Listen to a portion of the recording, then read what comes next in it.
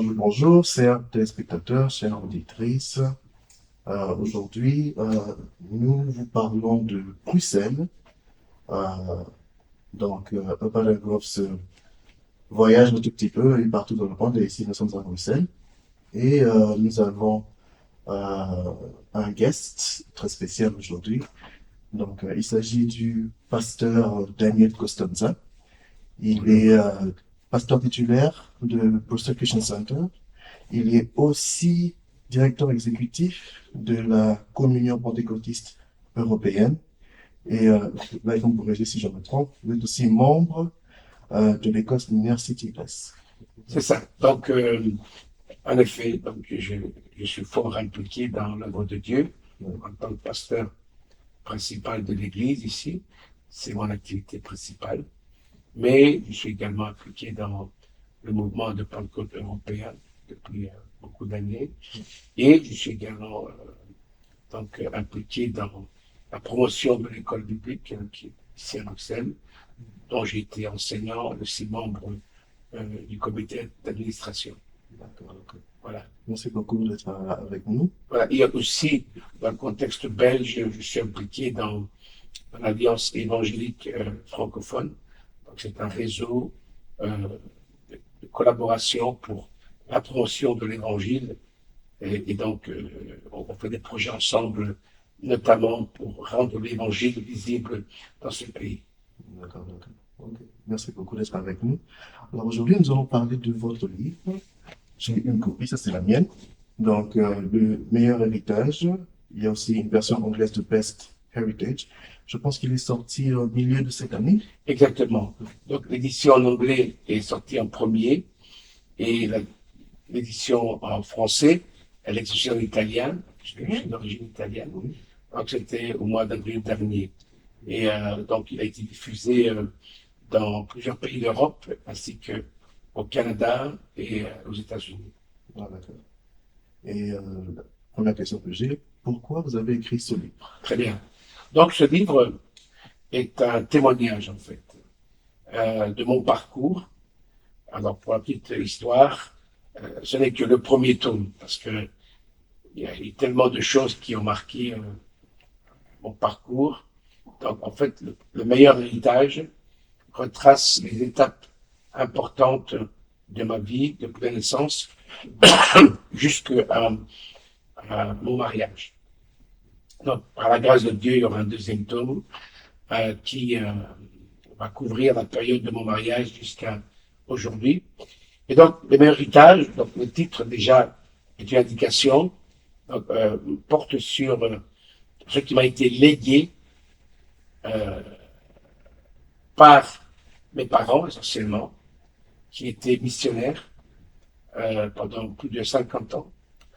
Et au travers de leur vie, de leur ministère, de leur travail pour la mission, voilà, Dieu a ouvert toute une série de circonstances, de portes, de connexions qui m'ont graduellement façonné, qui m'ont vraiment aidé à grandir dans le Seigneur et à découvrir donc la vision de Dieu pour ma vie, le mandat que le Seigneur aussi me confiait.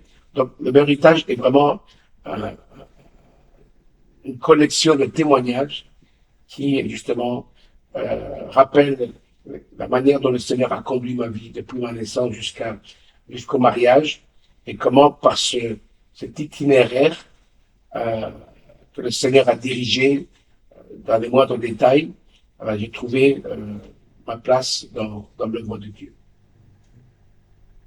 Parfait, parfait. J'ai lu les deux versions. La deuxième version n'est pas ici, elle est quelque part parce que je l'ai lisée dans l'avion quand j'étais au Danemark il y a quelques moments.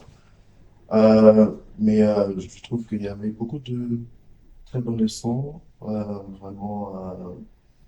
qu'il faut prendre du livre. J'ai quelques petites questions en lisant votre livre. Comme vous l'avez dit, vous êtes d'origine italienne. Et j'ai envie de dire qu'on ne connaît pas trop le mouvement chrétien en Europe. Et à un moment, vous touchez un petit peu sur l'émigration italienne au milieu du XXe siècle. Alors, la question que j'ai, c'est comment cela a participé à l'évangélisation en Europe? Tout à fait. Donc, en fait, mes parents, qui, dans les années 60, étaient dans le ministère pastoral en Italie, plus précisément en Sicile, et donc dans le contexte économique de l'époque. Il faut savoir que l'Italie était vraiment dans une situation très difficile, donc il y avait beaucoup de problèmes euh, au lendemain de la Deuxième Guerre mondiale et dans les décennies qui ont suivi. Et de là, donc, a eu lieu une grande euh, migration, d'abord vers le nord de l'Italie et puis à l'étranger, non seulement en Belgique, en France, en Suisse, en Angleterre, mais aussi outre-mer, donc au Canada, en Australie, aux États-Unis. Et donc, mon père a été interpellé euh, dans les années 60 en voyant ce phénomène vraiment marquant, des milliers d'Italiens qui partaient à la recherche d'une situation économique meilleure. Et le Seigneur lui a parlé, et en voyant ces masses qui partaient, la question se posait, certainement ces personnes vont trouver du travail, mais qui s'occupera de leur âme, de leur sort spirituel, de leur bien-être spirituel? Et cette question a vraiment été au départ de cette réflexion, et le Seigneur a ouvert des portes pour que mes parents puissent partir en mission. Et donc, ils ont quitté l'Italie, ils étaient assez jeunes à l'époque, et ils sont venus en Belgique, à Liège, c'est là que je suis né. Et il y a beaucoup d'Italiens à Liège.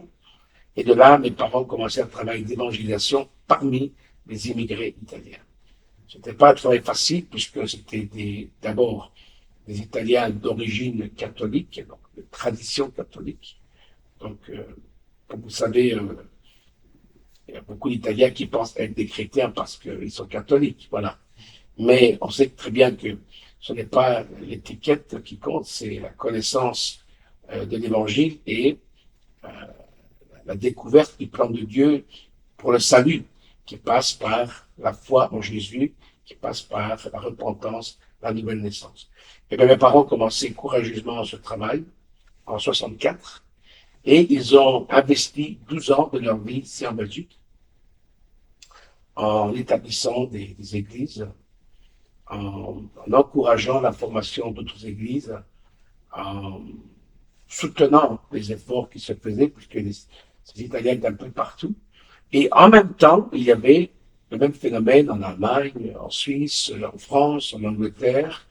Et donc, mes parents aussi voyageaient constamment pour encourager donc ces églises qui euh, prenaient forme des petits groupes qui grandissaient, etc. Donc, il y a eu un grand réveil spirituel, une grande masse d'Italiens immigrés qui ont connu l'Évangile à l'étranger.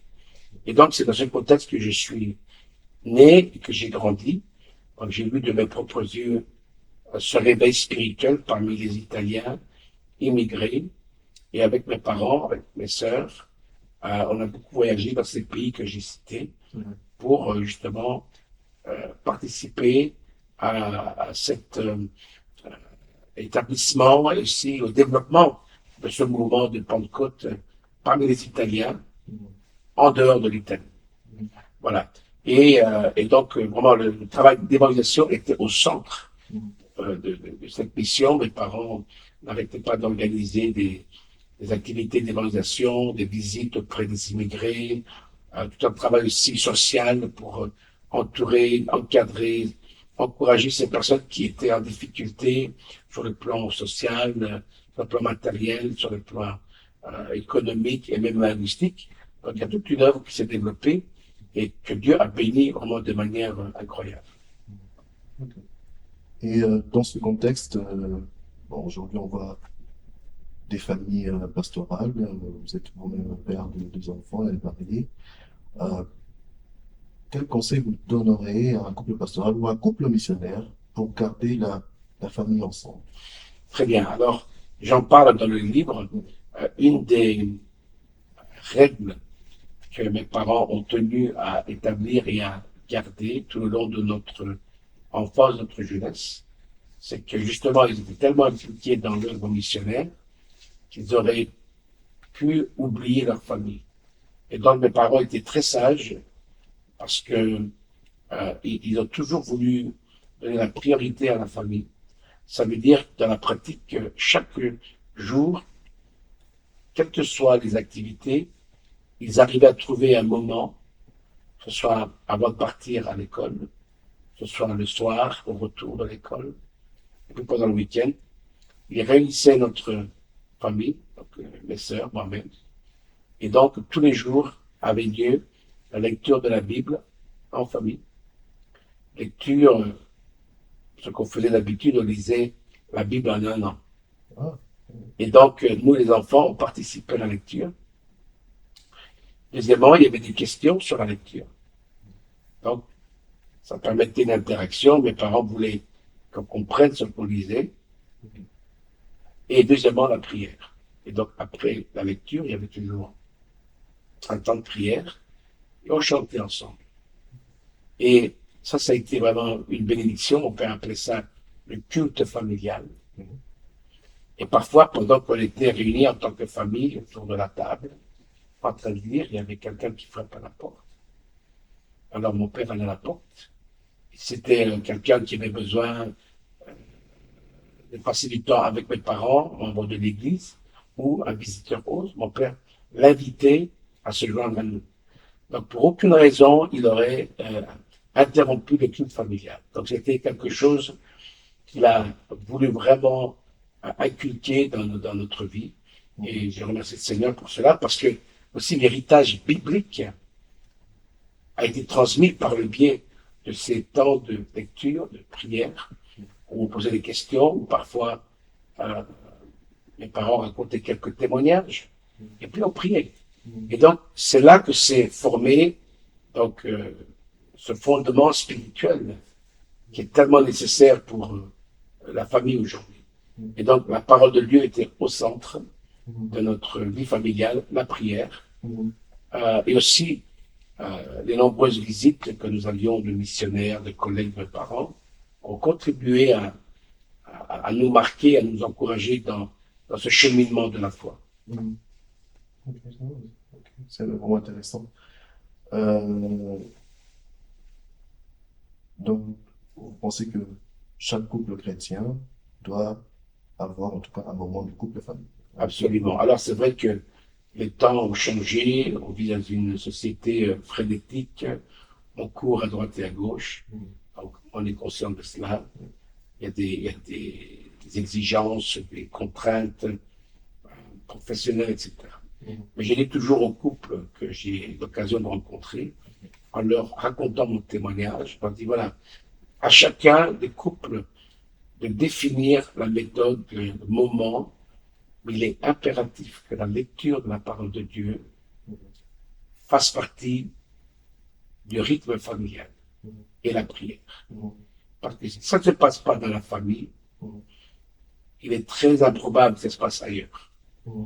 Et cela crée une atmosphère de confiance en Dieu. Parce qu'il faut savoir aussi que mes parents ayant vécu par la foi, c'était des missionnaires qui n'avaient pas de revenus, voilà, on priait aussi pour tous les besoins matériels.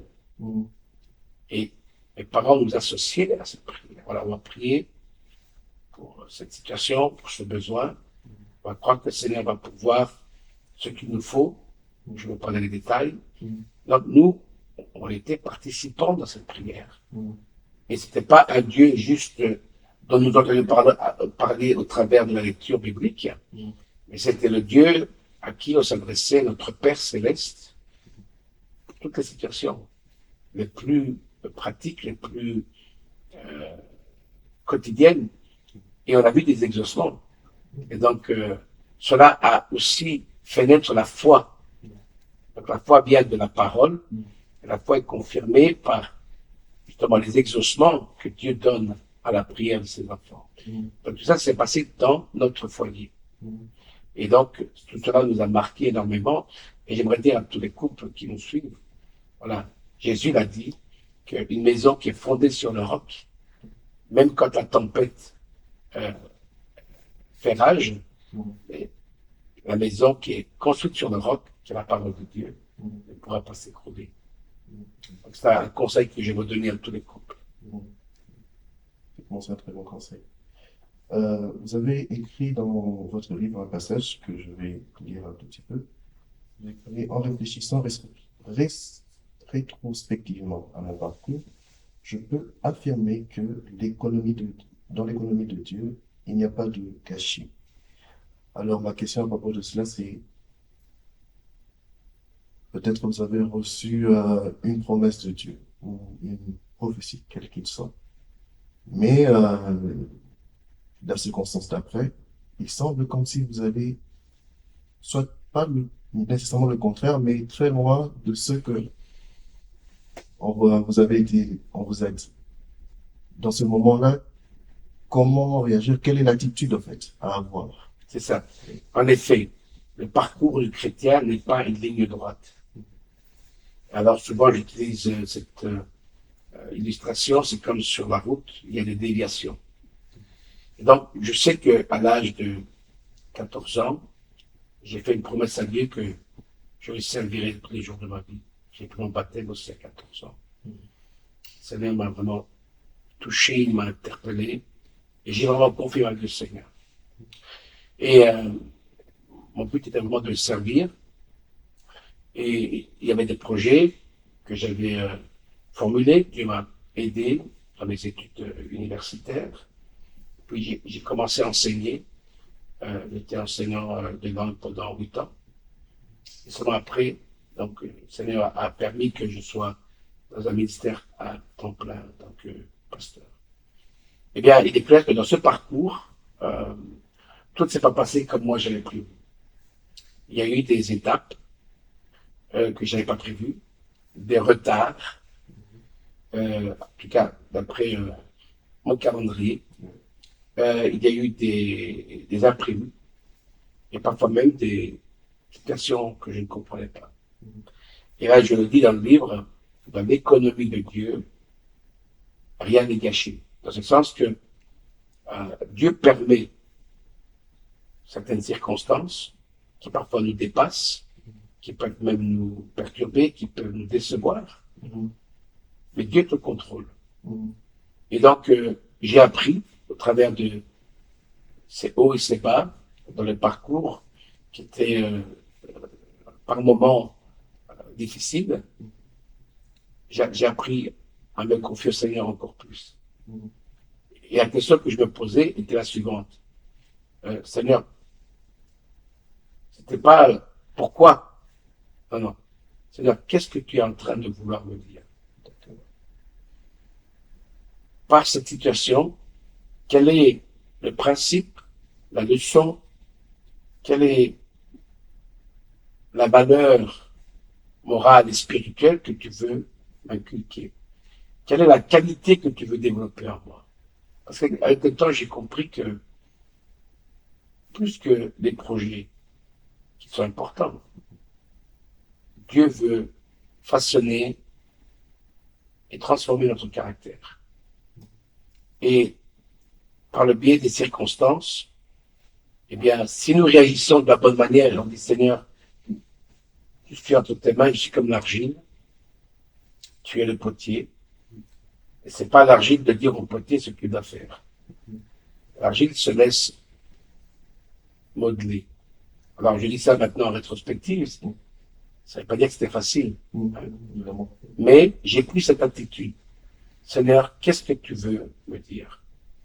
Plutôt que de chercher à comprendre ou essayer de circuiter les situations qui se présentaient, Seigneur, je ne comprends pas, je ne m'y attendais pas, Mhm. mais Seigneur, tu es au contrôle parce que j'ai compris ma vie à toi. Et je peux dire maintenant que à chaque étape, dans chaque phase, le Seigneur en ce moment m'a soutenu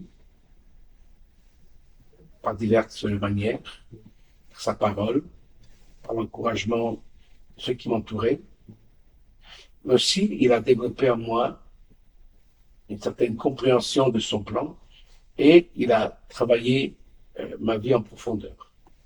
Et donc tout cela a contribué à ce que je puisse grandir dans la grâce de Dieu.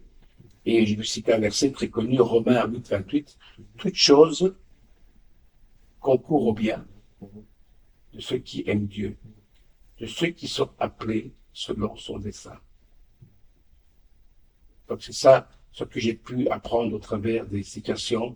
Et c'est là que je dis, il n'y a pas de gâchis, parce que je me rends compte que à chaque instant, le Seigneur m'accompagnait, me soutenait, et à chaque étape, il ajoutait quelque chose dans mon expérience, et j'apprenais. Parce que la vie chrétienne, c'est un apprentissage constant. Donc, j'ai été enrichi au travers de toutes ces étapes que le Seigneur a permis que je traverse. Deuxième chose ici. Je vais aussi vous faire une autre citation. Vous dites que c'est votre mère qui le dit. Elle dit, un christianisme qui ne coûte rien ne produit rien. Et par cela, la première chose qui me vient en tête, ce sont des persécutions que peuvent connaître les missionnaires ou juste des chrétiens qui sont juste dans une ville qui est hostile à la chrétienté. Euh, Est-ce que vous avez un conseil ou quelque chose à dire à tous ces chrétiens qui peuvent nous suivre en ce moment aussi? Absolument. Donc, cette phrase n'est pas une phrase gratuite, elle s'inscrit dans l'histoire que ma mère elle-même a vécue, puisque ses parents se sont convertis à l'évangile dans une période de persécution. L'église de Pentecôte en Italie a été persécutée. Elle a été déclarée illégale. Donc ma mère a grandi à une époque où les chrétiens évangéliques de Pentecôte étaient clandestins. Donc ils se réunissaient d'un endroit à l'autre en cachette. Et ma mère a vu cela avec ses propres yeux. Elle a connu le prix que ces chrétiens payaient, non seulement la dérision, le mépris, mais aussi parce que les chefs de famille étaient embarqués par la police et devaient rester en prison le temps que le juge puisse voir exactement de quoi il s'agissait. Et donc, en contrepartie, malgré ces limitations au niveau légal, il n'y avait pas des locaux, etc. Ma mère était témoin d'un grand réveil vraiment authentique de la part de Dieu, avec non seulement des conversions extraordinaires, mais des signes, des prodiges et des miracles qui accompagnaient la prédication de la parole. Et en fait, cela ne fait que confirmer ce que Jésus nous a dit. Il a dit à ses disciples, il n'a jamais caché le prix à payer pour être un vrai disciple. Il a dit, si quelqu'un veut me suivre, qu'il renonce à soi-même, qu'il prenne sa croix et qu'il me suive. Donc, en tout temps, et encore aujourd'hui, il y a des millions de chrétiens vraiment authentiques qui payent le prix le plus élevé dans les pays qui sont fermés à l'évangile et qui n'ont pas la liberté, qui sont torturés, qui sont maltraités, qui sont emprisonnés, voire mis à mort. Donc, c'est bien la preuve que la foi chrétienne requiert un engagement total. Et donc, j'aimerais dire à moi-même et à ceux qui nous suivent, c'est l'occasion de réfléchir quand on voit, non seulement dans le passé, mais encore aujourd'hui, la persécution chrétienne dans tant de parties du monde. Est-ce que je suis en train de payer le prix? Alors, ça ne veut pas dire qu'on cherche les hostilités. Mais l'apôtre Paul dira que tout vrai chrétien, toute personne qui aime Dieu, sera persécuté. Ça ne veut pas dire que c'est de la même manière que ce qu'on entend dans les pays hostiles à l'évangile, mais qu'il y a un prix à payer. Ça peut être le rejet de la part d'un membre de la famille, ça peut être le mépris de la part de collègues, ça peut être peut-être même la discrimination par rapport à un monde qui rejette Dieu. Ça peut vouloir dire aussi des attaques de l'ennemi. Mais il y a un prix à payer. Et donc, cette phrase doit nous interpeller parce qu'elle correspond à ce que Jésus nous dit. Mais en contrepartie, on le voit dans le livre des Actes. L'Église a été persécutée, elle a été dans le feu de l'épreuve, avec Étienne comme martyr, avec d'autres pertes au niveau humain. Les apôtres ont été menacés, ont été emprisonnés. Mais en contrepartie, on voit la gloire de Dieu qui se manifeste et rien n'a pu arrêter la croissance de l'Église. Et donc, le prix était payé, mais en contrepartie, Dieu a accompagné l'Église de manière extraordinaire. Donc, je suis pas en train de dire qu'on doit être persécuté pour être béni, mais simplement rappeler que, voilà, dans ce monde, nous sommes des étrangers sur le plan spirituel. Euh, Tout comme Jésus a été persécuté, il a été rejeté. Ses disciples le seront, mais nous voulons être fermes dans la foi, être ancrés dans la parole de Dieu et rester fidèles à notre promesse de le suivre, quel qu'en soit le prix. Une autre question aussi. Cela s'adresse plus aux enfants, surtout les enfants qui ont grandi dans l'Église. Si vous pouvez nous expliquer brièvement, parce que je regarde le temps aussi. Alors, pourquoi cela est important, même si vous allez à l'église depuis que peut-être vous êtes né, hein, il semble que vous êtes né, vous êtes toujours à l'église. Pourquoi il est important de se faire baptiser? Très bonne question.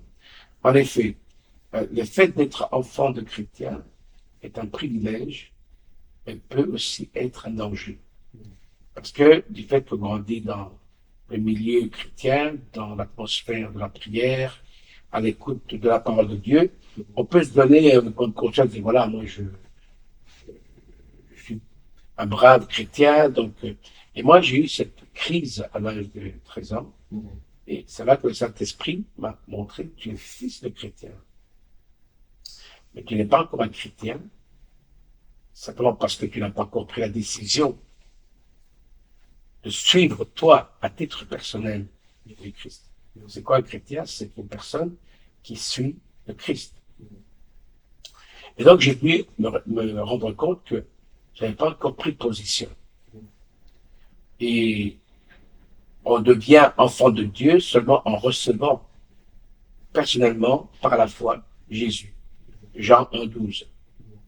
Jésus a été rejeté par les siens, mais à ceux qui le reçoivent, à ceux qui croient en son nom, il a donné le droit de devenir enfant de Dieu. Donc on a ce droit que lorsque on se positionne face à Christ et on croit en lui, on le reçoit par la foi dans notre vie personnelle. C'est ce qui s'est passé à l'âge de 13 ans. Et alors, à partir de là, on veut obéir à Jésus, puisque Jésus devient notre sauveur et Seigneur. Il est notre maître, notre boss. Et un des commandements que Jésus a donné, c'est d'être baptisé. Parce que c'est pas le baptême qui sauve. Mais le baptême est la confession publique et logique de notre engagement de suivre Jésus.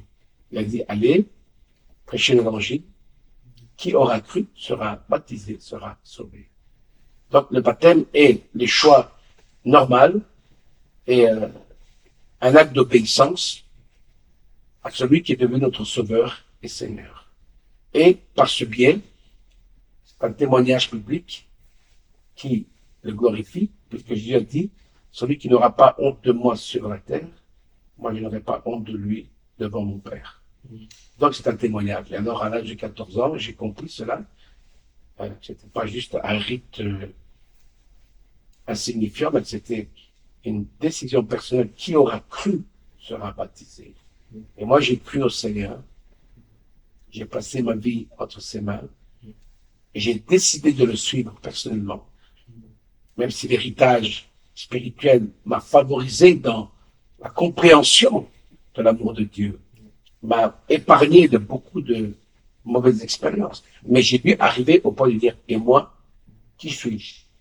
Et là, je me suis positionné. J'ai dit, Seigneur, merci, parce que j'ai compris que, même si j'étais pas un garçon particulièrement difficile, j'avais mes torts, j'avais mes défauts, mais j'ai compris qu'à la croix du calvaire, Jésus avait pris mes péchés et qu'il m'avait pardonné, et que, en acceptant ce sacrifice et en passant ma vie entre les mains du Seigneur, eh bien, j'étais réconcilié avec Dieu et j'ai devenu un enfant de Dieu.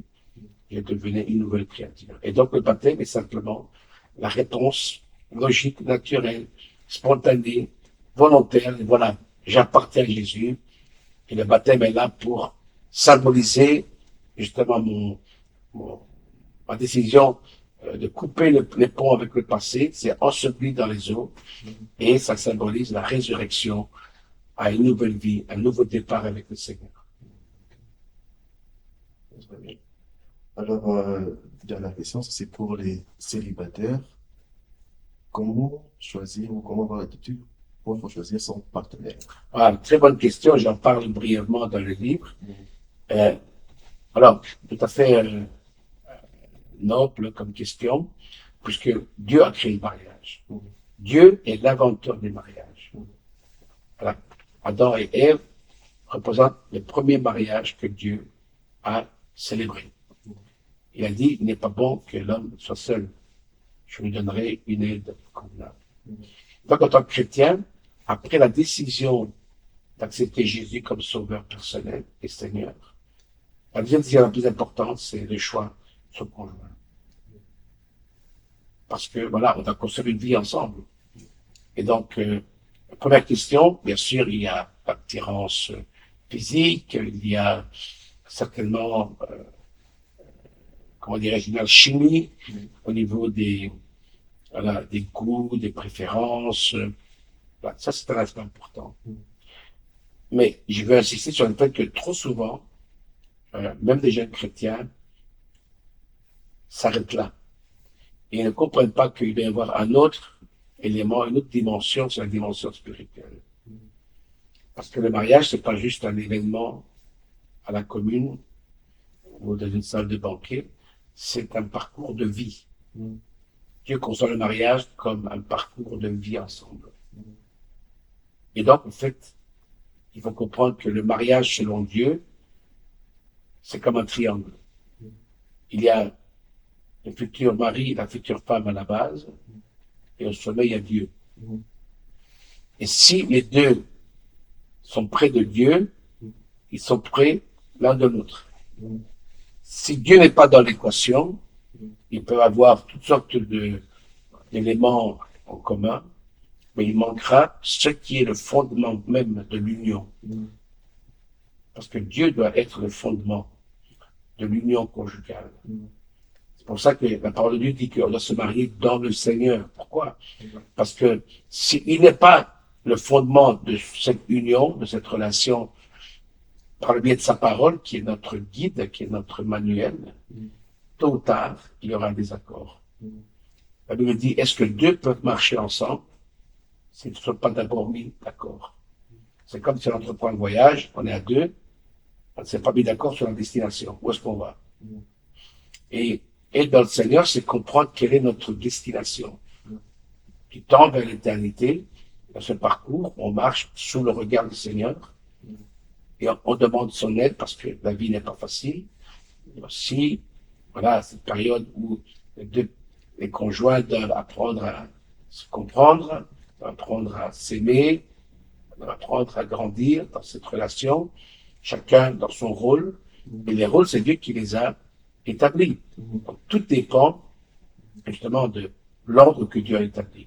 Et donc, je dis aux jeunes célibataires, vraiment, ne soyez pas pressés, ne vous précipitez pas. Prenez le temps de prier, de réfléchir, et puis, de manière très graduelle, dans les relations, dans les contacts, voilà, faire en sorte que tous les critères que je viens d'énumérer puissent être en place. Parce que c'est juste une décision basée sur mes hormones, mes émotions, ça n'ira pas loin. Il y aura un jour de vérité. Et moi, malheureusement, dans mon rôle pastoral, je rencontre beaucoup de couples en crise. Et qu'est-ce qui s'est passé? C'est qu'un bon jour, ils ont compris que, voilà, ils n'étaient plus capables d'avoir de la patience envers l'un envers l'autre. Ils n'avaient plus envie voilà, de faire les efforts pour surmonter certains obstacles. Et bien sûr, Dieu était absent. Et dans les crises, dans les difficultés, si Dieu est absent, qui peut nous aider? Merci Seigneur pour les conseillers conjugaux, pour les psychologues, mais il y a des choses que notre nature n'arrive pas à faire. Seul Dieu peut nous aider à, par exemple, pardonner quand il y a eu des erreurs. Du seul Dieu pour nous donner la force d'être patient vis-à-vis de certains comportements qui, voilà, prennent du temps à changer. Seul Dieu peut nous aider aussi à avoir la sagesse pour éduquer nos enfants. Cela aussi. Parce qu'il y a des enfants, dans quelle direction on les conduit?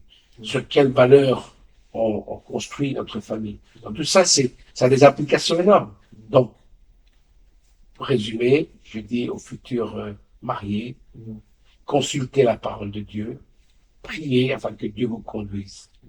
Et parce que, je peux dire par expérience, le mariage chrétien est merveilleux si Dieu est au centre de notre relation conjugale. Merci beaucoup, pasteur, d'avoir été avec nous. Généralement, on laisse nos invités un temps pour soit parler de où on peut le retrouver, que ce soit sur le toile ou quelques projets que vous voulez mettre la lumière dessus. Donc, vous avez la parole pour... Oui, donc avec grand plaisir, je reste à votre disposition. Donc, je ne sais pas si peut-être il y a des questions sur ce que j'ai partagé. Vous pourrez me les relayer. Avec grand plaisir, je prendrai le temps d'y répondre selon les principes de la parole de Dieu. Et puis, bien sûr, nous avons notre site de l'Église, où nous avons des prédications que vous pouvez suivre sans problème. Et on reste en contact pour d'autres projets qu'on pourra peut-être faire connaître à nos auditeurs. Donc, pour le site, il s'agit de christiancenter.be. Exact. Il y a aussi Facebook, Instagram et YouTube. Tout à fait. Et maintenant, avec notre nouveau site, donc la prédication de chaque dimanche, elle est directement sur le site que tu viens de citer, christiancenter.be. Merci beaucoup. Avec plaisir. Pour votre temps. Et merci à vous tous et à vous toutes qui nous regardez, qui nous écoutez partout où vous êtes. Donc, c'était Joss pour Urban Growth. Grandissons ensemble. Bye bye.